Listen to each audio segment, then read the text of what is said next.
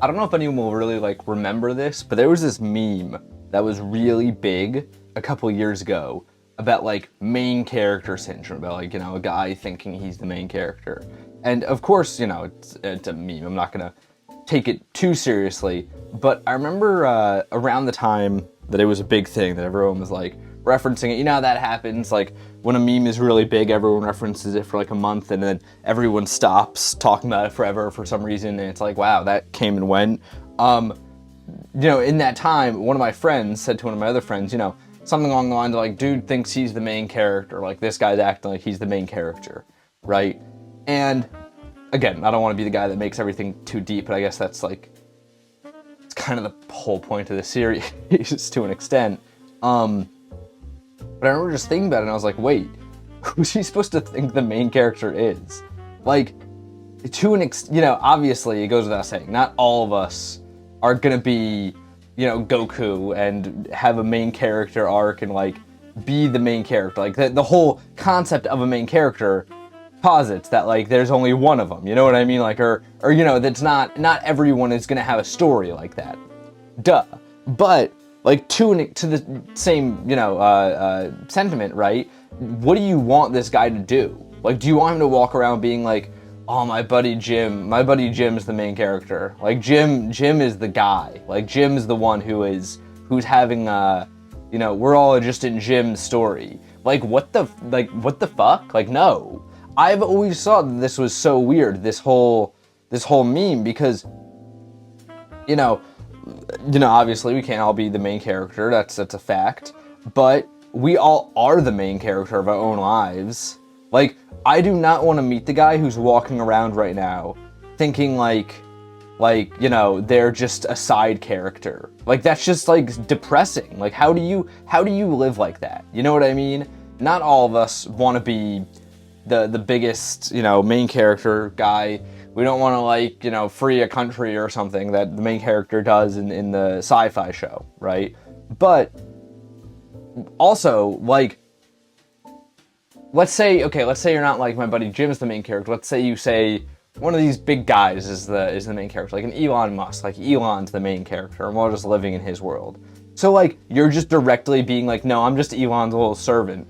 Like I feel like on a functional basis, right? Even if we have to acknowledge the fact that there's only really one main character, or a couple, or not, we're all not going to be the main character, even if we want to acknowledge that, which I mean, like, makes sense too. You're kind of, I do think to an extent, the other side of this coin is like, you're like a little bit delusional if you're walking around being like, no, this is my universe, right? So like, I think it's important to acknowledge, like, no, not everyone on Earth is going to can be the main character, right?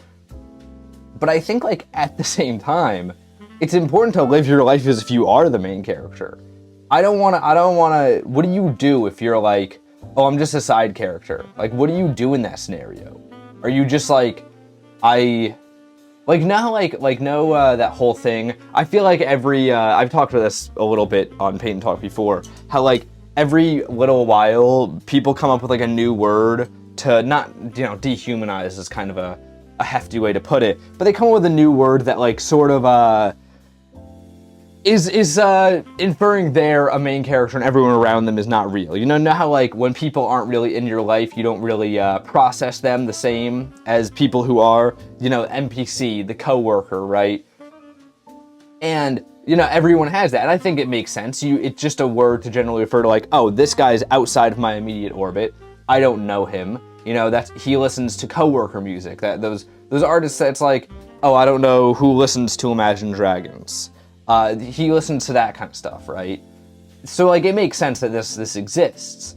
But at the same time, the whole point of the coworker thing or the NPC thing or however you want to refer to it is like that there's no actual coworker. Everyone's the main character there, and they refer to the people outside of their orbit who they haven't really processed or interacted with as the coworker, as the NPC, right? It makes sense. It's a way to categorize it. It makes complete sense. I wish we could come up with like a real word for it, because I think it's a very real thing, is like having these people who we have not brought into our immediate orbit, but like we kind of interact with.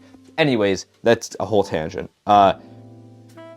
to say like I'm not the main character of my own life, to be like I believe that my buddy Jim's the main character. Jim is the fucking man. He's like, I'm just living in Jim's world. I need to do whatever I can do to, for Jim. Like, to live like that is to basically go like, oh no, I'm the coworker. I'm the coworker. You know what I mean? Like, that's like, the whole point is that nobody actually is non-existent. Like everyone's living their own life. It just depends who you've interacted with. And like, I feel like I talk about here a lot on like, saying on a functional basis or on like a, theoretically, kind of like how I think I've said before, like sometimes the things you actually think have to be different than the things you do. Of course I agree with that. I've said it a ton on here, right? So like, to put this into those terms, on a functional basis, yeah, we all need to kind of like, on a theoretical basis or on like a thought basis, we need to understand that like, oh no, I'm not going to be, God. I'm not the main character of the earth. Is that narcissism? I don't really know. I think the whole narcissism thing's really dumb too, because like apparently everyone's a narcissist on the internet. It's crazy, the way people talk about narcissism these days. But isn't that like the definition of narcissism when you think you're the main character of Earth or something like that? Either way, it's not good to think that. Like, we can agree on that, or at least I hope we can.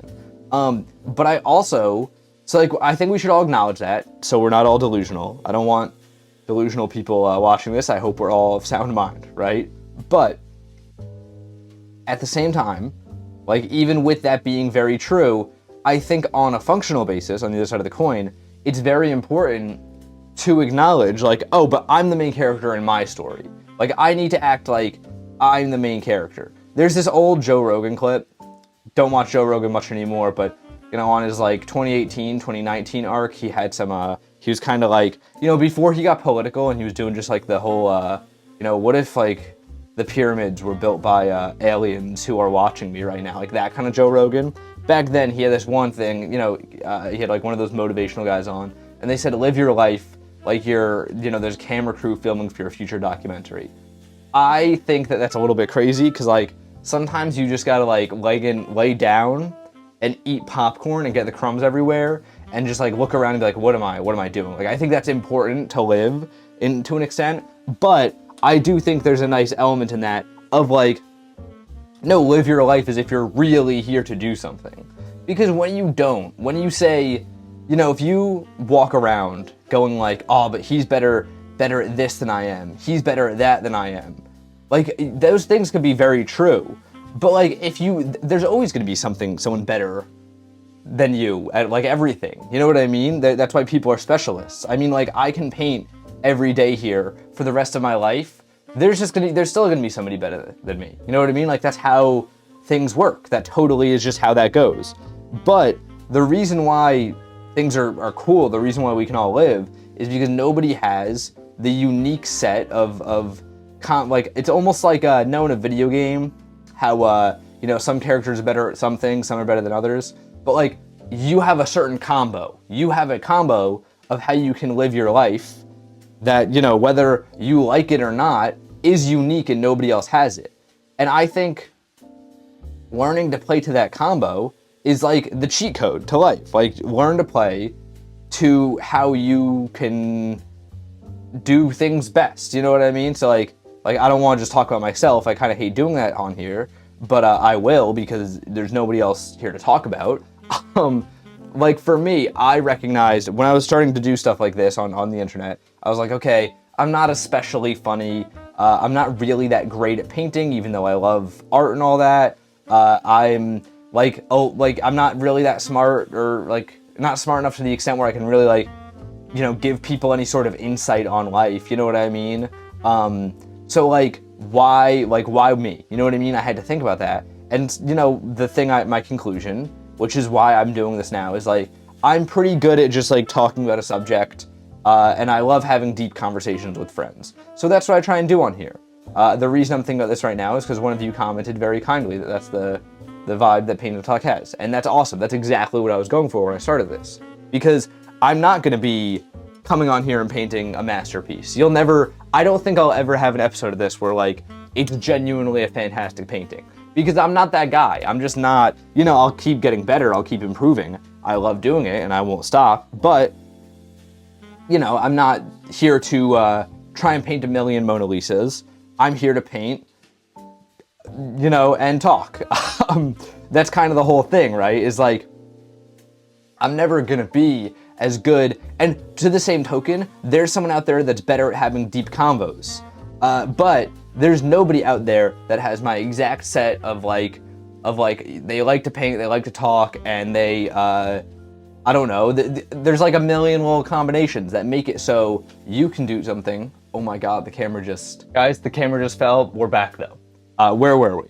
Everyone's unique. That's where we were. So basically what I'm trying to say here, to try and bring things together a little more, I was in a deeply impassioned state as that camera fell. To try and bring things back a little more though here, what I'm trying to say is like, people will be able to take everything away from you. Just like 100% they can. Someone is, if let's say you're sitting here like, I'm thinking of becoming a rapper, I want to try posting songs and try and get some motion in that direction. There's someone out there that's better at rapping. There's someone out there who has a better vocabulary. There's someone out there who probably has better beat selection, better flow, tempo, just a better voice for things, right? And that's just a fact of the trade. You know what I mean? There's always someone who is better at one aspect or another than you. But the reason, so everyone's gonna take everything from you. But the reason that like everyone can still be the main character, in my opinion, is not because they're the best, but because they're unique. That's the one thing on this planet that nobody will ever be able to take away from you. There's just not another you. Like, it's so corny, and like I'm having flashbacks to when we would be in school, and they would, when you're in like kindergarten, they're like showing you snowflakes, and like, you're all like, oh, snowflake, you're all special. But there is a genuine sense of truth to that. Like, it is just a fact of life that all of us are absolutely 100% unique. There's no exact copy of anybody. And that's awesome. The reason, taking this to like main characters in fiction, kind of bringing it back to the whole original point here. The reason that Batman is great is not because he's the strongest hero, but because he's Batman. Is Superman stronger than Batman? Yeah. Can Spider-Man swing higher than Batman? Yeah. I don't think the Superman could beat Joker though. Not because he's weak, but because he's not Batman. Nobody else could beat Batman's villains because they don't have the unique set of characteristics that Batman has that allow him to be Batman. And that's what I think life is all about. You don't have to decide to be Batman. You could honestly be like, I just want to be a comic about a person falling in love and having a nice family. I want to be a slice of life comic. You can be whatever you want to be. But the fact of the matter is that your life is a genuine piece of art. Like, everything around you is a piece of art, and you are living out a story that would interest somebody more than anything else on earth, right? Don't try and live it like anybody else, and recognize that you are the main character of this story being lived, and start living like it. You know what I mean? I don't think that you need to be perfect all the time. I don't think you need to be, act like you have documentary cameras on you all the time, like Joe Rogan says you have to. But I do think there's an element of truth to the fact that, like, live your life as if it's something that is worth telling. Kind of like that meme, that I feel like so much of Paint&Talk just evolved into me being like, you guys remember this thing that was like on the internet 2 years ago? Like, that really affected me. But like, that one meme that's like do it for the plot, right? I loved that meme because like, it's true. Like, it's like, don't do anything dangerous for the plot. Like, don't go get addicted to a substance for the plot. But like, take that little risk. Do that thing that like, is like, only you could do. You know what I mean? For me, I know, like, if I'm trying to relate this to myself a little bit here, which I've been doing this whole episode, but trying to relate this to me a little bit, like, I know sometimes I get really tired and I'm just like laying in bed and like feeling like I can't do anything, right? And I always got to remind myself, like, this is Like, that's me. You know what I mean? I'm not going to sit here and try and be David Goggins being perfect all the time. Like, that's me. And that's without, if I was David Goggins, I'd be in much better shape, but I couldn't, I don't know if maybe David Goggins can paint too. But you know what I mean? Like, I would still not, I wouldn't be me if I didn't have that. Take yourself with the good and the bad and start living a life that you think is worth talking about, you know, worth telling the story of. Because living like somebody else is the main character, you know, and playing humble forever, which, don't be like cocky, don't be a dick, but like playing humble forever, all it's ever gonna get you is like in someone else's shoes, you know? It's not good. Don't do it. And live your life like the documentary cameras are on you. This painting did not come out good. Just like wrapping things up here as we come to the end of this painting just straight did not come out good. He completely looks like he's not like all there. Like, I don't think this guy is in proper form. Like, it looks like he got like smushed. Okay, so back in Paint and Talk, oh my God, it was maybe the early 20s. It was not a long time ago, only a month ago, but it feels like forever ago because of how many of these there are. I painted like this half face and I wanted it to be like eternity, and it was kind of cool, but like I just didn't have the skill. After painting that face yesterday, I was like, oh, maybe I could try and paint that one, you know, the eternity face again. It's better. Well, that's definitely true. It's better. It's not good though. I'm gonna try and turn this into something a little bit better here as we wrap up here. Just cause like, so this is actually one of the big downsides of Paint and Talk that I've been thinking about. And a downside that I don't really think has a solution, is like, so I post these on Instagram every day after, go follow that, see them over there. And one of the downsides is that you guys, like when, let's say you miss an episode, which I'm gonna guess a lot of you do because, you know, I'm gonna guess a lot of people don't have time to watch every day, right? Which is completely fine. Let's say you miss an episode, you will like just be looking at the Instagram like, oh my God, this guy just had a terrible day. And it's like, I like the video format because you can kind of like see what I'm going for just a little bit and like get a little bit more insight into like, oh, this came out bad. He was going for this and it didn't work out. And I don't know, it's kind of an insecurity about like, I don't want people thinking my paintings are trash all the time, even though like I'm improving and the whole point of this is like a degree of transparency, you know what I mean? Like that is the point of the series. Then again, the transparency only feels good when I have a good day. You know what I mean? That's the tough part about transparency is that everybody wants it until it's really not good. And this is one of those days where I'm gonna have to throw this up. I'm gonna be like, guys, we had a bad day today. And that's okay, but doesn't feel the best because just, you know, I don't like, the reason I'm also thinking about this too is the other day when I was painting, oh my God, what exactly was that painting of again? Oh, it was the materialism painting, right? So I painted that and like the final product looked a lot worse than the rest in that painting, right? And like what somebody commented was like, the painting was cooler because of the act of you painting over the face. And I thought that was very true. I was like, oh yeah, that's a good point. Like when you put it like that, it does seem way cooler, but you know, nobody is seeing that. The whole thing, painting can be cool by process and by like final product, but the only part that people are ever actually seeing is the final product.